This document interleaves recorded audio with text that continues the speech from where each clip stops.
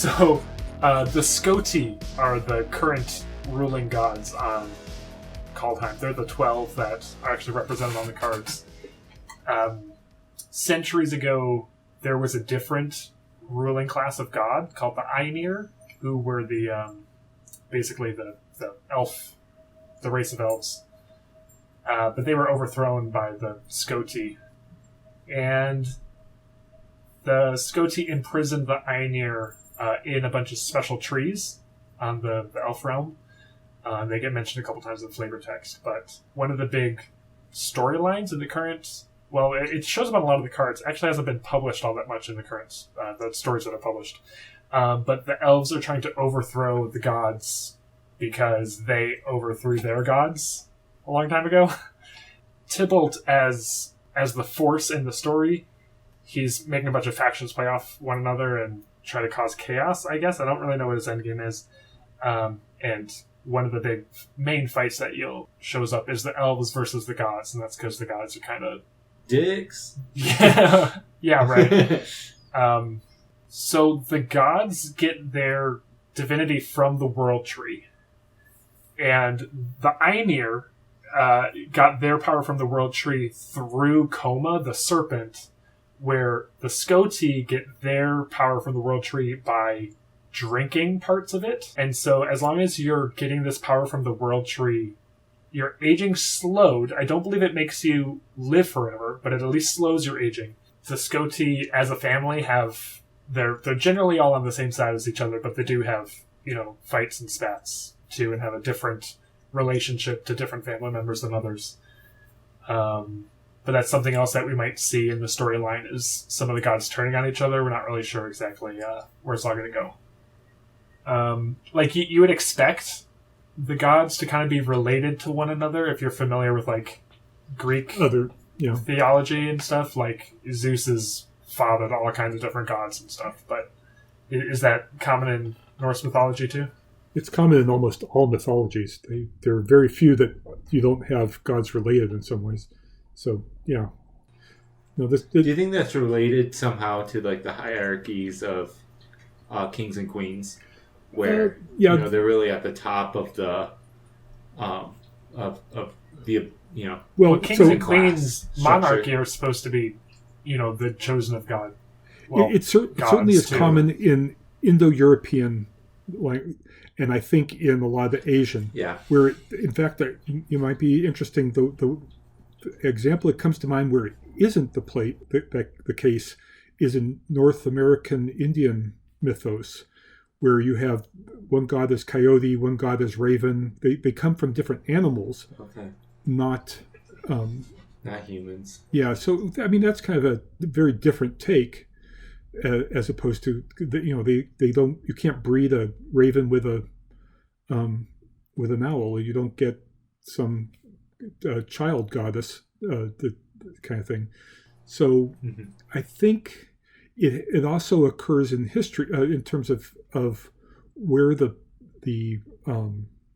mythos developed in history, and the whole issue of monarchy was something that was important in Europe at the time that a lot of this was becoming fixed.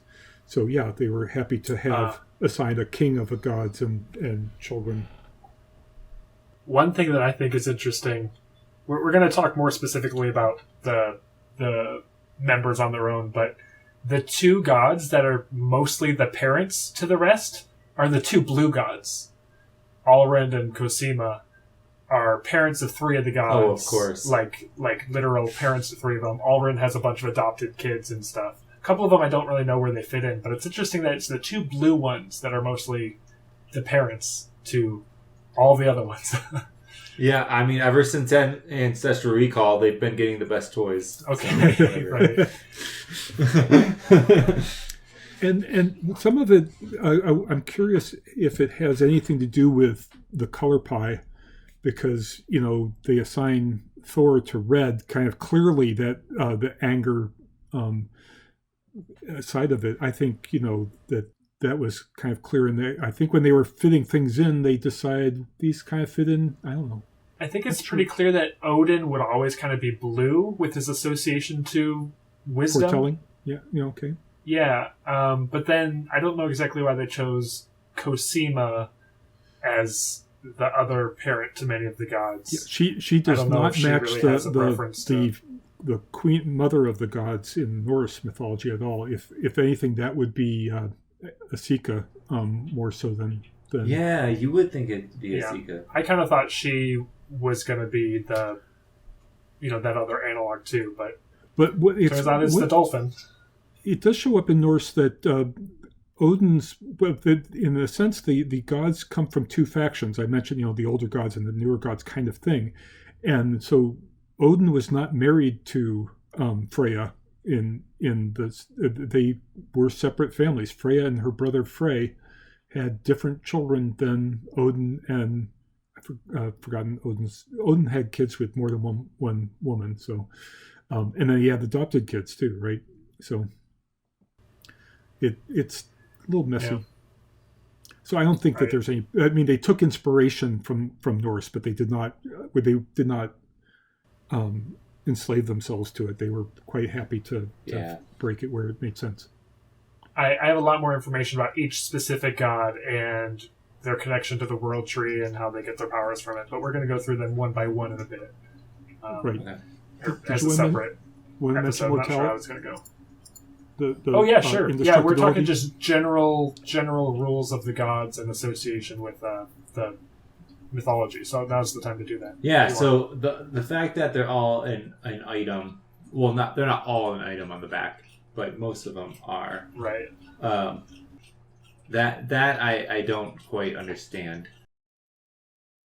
So the back of many of them is an artifact or an equipment or something like that. That's what you mean, or an enchantment. Yeah. Or a planeswalker.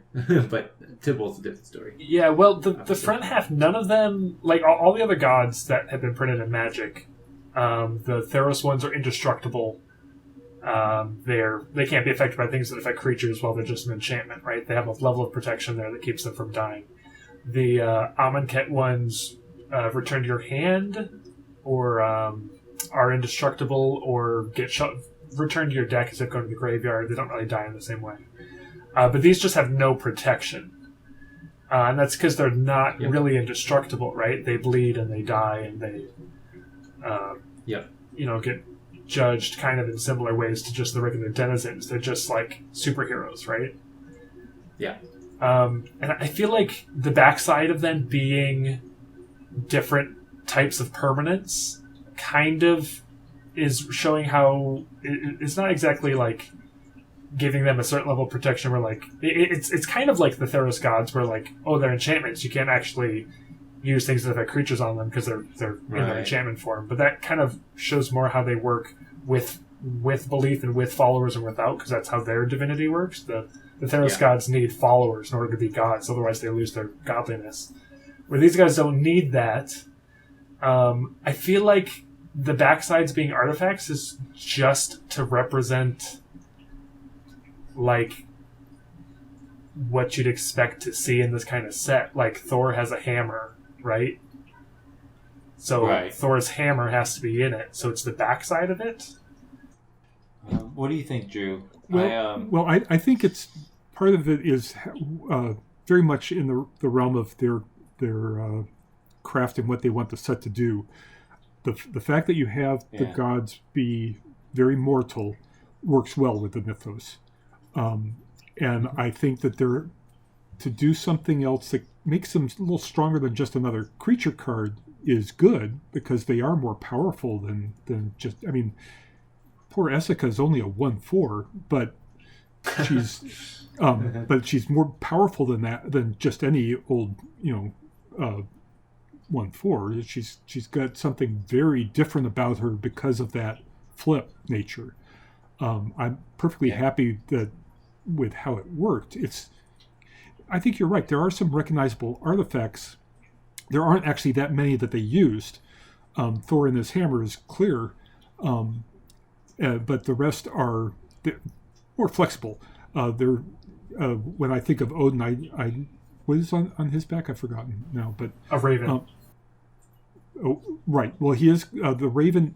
He's always depicted with 2 ravens and 2 wolves. The ravens are named Hugin and Mugen, the thought and memory. And he's also identified with his 8-legged horse who can run faster and with great endurance.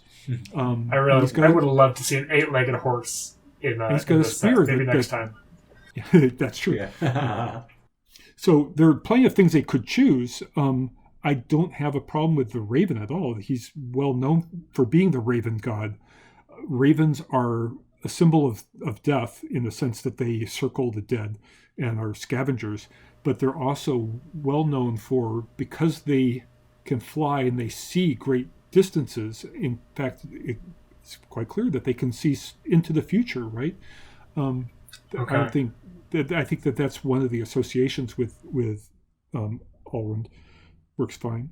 Ravens would go out, they were his spies, and would return and whisper the secrets that they learned in his ear. That's one of the things from one of his stories as well. Yeah, the artifact on the back isn't exactly like a representation of them. It's not really something that like holds part of their divinity. It's just kind of something that they often carry, which kind of seems like there's a little bit of a disconnect there compared to the previous god. That's what I assumed it was. I almost assumed, after these gods, the memory of them lives in these items. But then I think they'd be designed differently. It's not really like they're Horcrux or anything. If you destroy Thor's hammer, like, you're not exactly destroying part of his divinity or anything. Right, that neither. Yeah. For the most part, it's just something that they carry, something that they have. I don't know. Yeah. All right. So the last thing I want to touch on right here before we move on to more in-depth takes on the gods and the realms are the cosmos monsters. So that should be the next slide. So the first cosmos monster, and generally considered to be the greatest, I guess, like the most powerful, is Koma, the cosmos serpent. In the Norse mythos, the great monsters there are 3 children of Loki. Loki could act, he's the father of 2 of them and the mother of 1 or something like that. Because Loki was a shapeshifter. But it's interesting that's one of those things in the mythos, but they were clearly something far beyond just a god or human. They were no longer human, right? They were not anything recognizably human, even though they're a child of the gods. And the first was a serpent, a snake, that kept growing. And they realized it would keep growing, so they threw it out of heaven, and its body could circle the earth. It literally was the world serpent whose head was so long it wrapped around the world and could bite its own tail. The Ouroboros is a common symbol in the Norse artwork too. A circle, a ring that has the dragon or snake biting its own tail. Right. And it shows up in great stories where Thor is fishing and hooks the world monster, and only Thor is strong enough to lift it up off the seabed, but then he's not able to do anything else with it. And it is definitely the movement of the serpent as it twists and turns around the world is what causes earthquakes as well. So and it's going to cause the end of the world at the end when it finally grows too big and something has its own name in Norse mythos. That's a direct borrowing from it. I do like the notion of it has one land that's associated with it, right? The pathway. Well, it bored through the different realms of Kaldheim as it traveled, and it left holes behind that actually are in different realms. It's not just in like Skemfar that these holes are from the serpent. I'm pretty sure they go between the different realms, but it's left behind this mark on the realms. Yeah, obviously in most of the stories, the Midgard serpent is around Midgard only. Oh, is it? Breithgard, but because of the size of it, it just wouldn't stay much in one realm in this world, in this set of worlds. It makes total sense they could cross the boundaries and wander wherever it wants. When all the cosmos monsters were created at the beginning of the universe, or whenever they were brought into being, apparently, this is one thing that Alrund's after. All the secrets of the world, including events that have not yet happened, were locked away inside the minds of the cosmos monsters. So that's one. Like I don't exactly know how those were split up between the 10 or so monsters there were, but that's one thing that the gods are after, or the current family of gods are after some of these cosmos monsters for this. Well, specifically, Alrund wants to hunt them for their secrets, basically for more wisdom. But Koma's the first and oldest. Koma can divide itself into more serpents, so it's really hard to tell how big it is, and that's represented in its ability. It makes new coils. And Koma was how the Ainir got their powers. The previous family of gods got their power from the World Tree from Koma.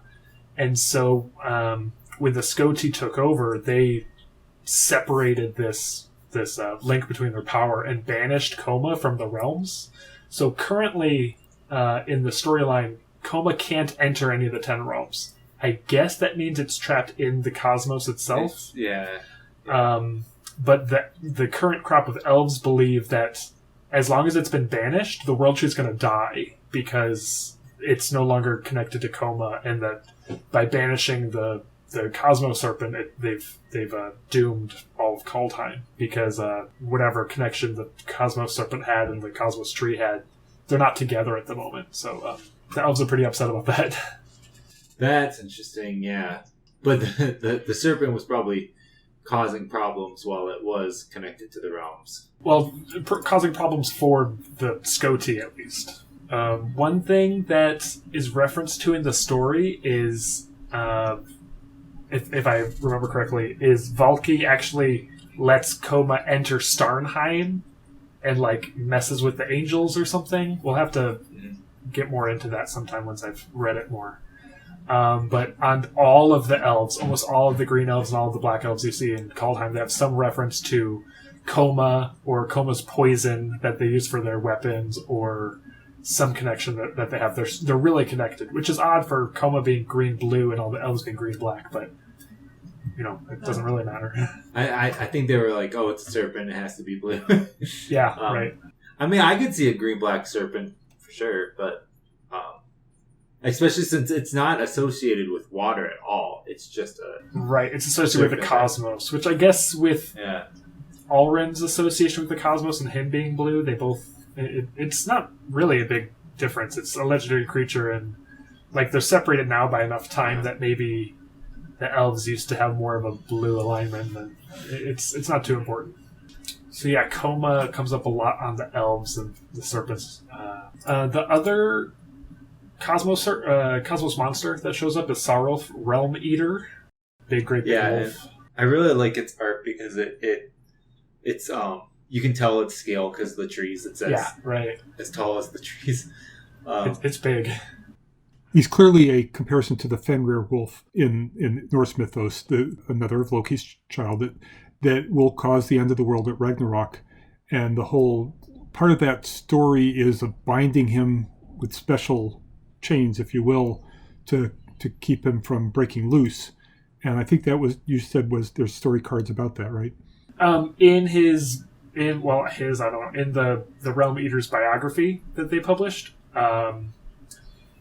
Sarulf was causing a bunch of destruction. He was going between all the realms, making people upset. So the gods and the dwarves captured him on Axgard in a cavern and then bound him with 8 magical chains. But then the dwarves were like, wow, we have this wolf here. He's super loud. We might have tied him up, but he's just making all this noise.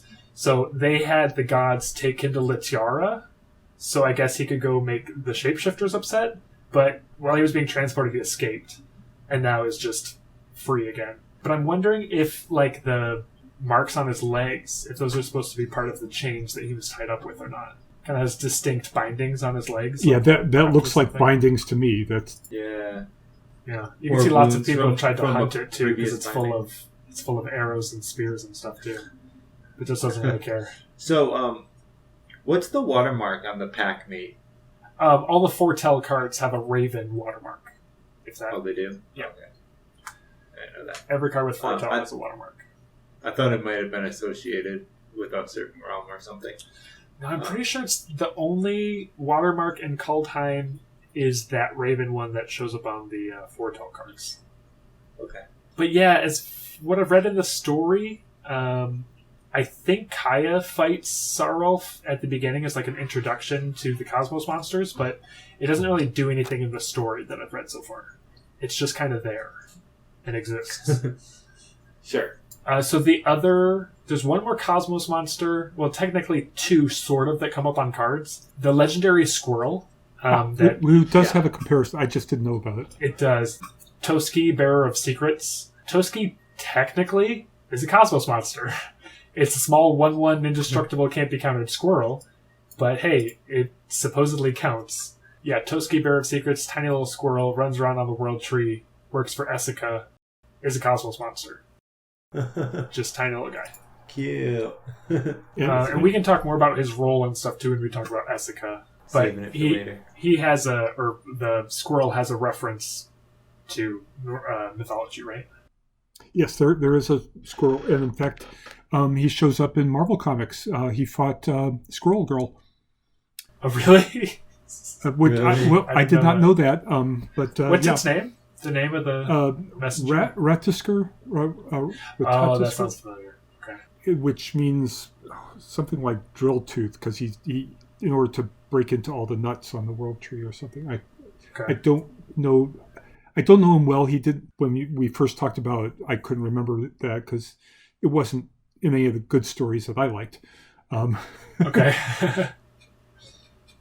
The last Cosmos monster that technically has representation on a card is on slide 41, Cosima, god of the voyage. Cosima was born as a Cosmos monster, a giant dolphin. And then when... Oh, so that's... As a dolphin, yeah. You actually, on her alternate art version, there's a great big dolphin in the picture. That's her. Yeah. That's Cosima. She's a dolphin when she swims in the water. Yeah. So Cosima, born as a Cosmos monster, born as a dolphin... but then when she crossed into the god's realm, she's like, I guess I'm a god. Might as well. And so she turned herself into a human and just started hanging out with them and became a god. Sounds pretty clicky. Yeah, right. Well, she is in a sense a were-dolphin, right? She can swim, she can transform back and forth.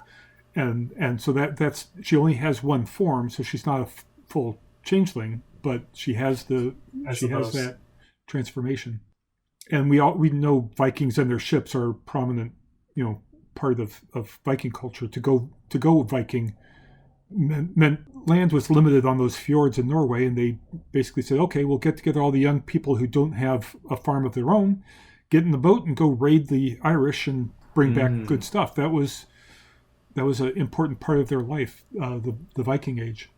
It's weird because Allrind is like trying to like hunt, or at least take the secrets and wisdom from the Cosmos monsters, but like Cosima is one, so I don't know if he ever tried to like a fight or whatever before she just turned herself, or before she became a god. I have no idea. That's not really referenced, but it's weird that they seem to be on opposite sides of one fight, but then she's just one of the Skoti now. So okay, any other questions about Cosmos monsters? They do show up in some sagas that there would be others, but I'm guessing those sagas probably aren't important to the story they decided to tell with. Yeah, there's a handful of references to Cosmos monsters. I didn't write them all down in flavor text. There's one giant turtle that lives in a chasm that I think is a Cosmos monster. Yeah, the chasm beast that dwells in the deepest trench of the frigid ocean. That might be a Cosmos monster. That's referenced in one of the stories.